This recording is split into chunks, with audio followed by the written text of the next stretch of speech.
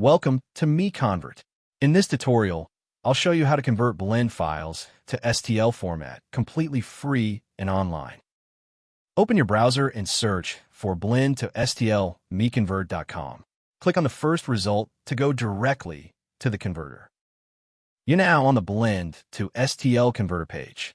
The interface is clean and easy to use. Let's upload a file. Click the Choose File button. A file picker will open.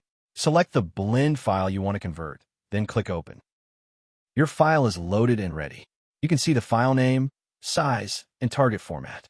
Click Convert now to start the conversion. The conversion is in progress. You can see the progress bar moving. This usually takes just a few seconds. Done. Your file has been converted successfully. Click Download to save the STL file to your computer. That's it. Visit MiConvert.com for more free conversion tools. Subscribe for more tutorials. Thanks for watching.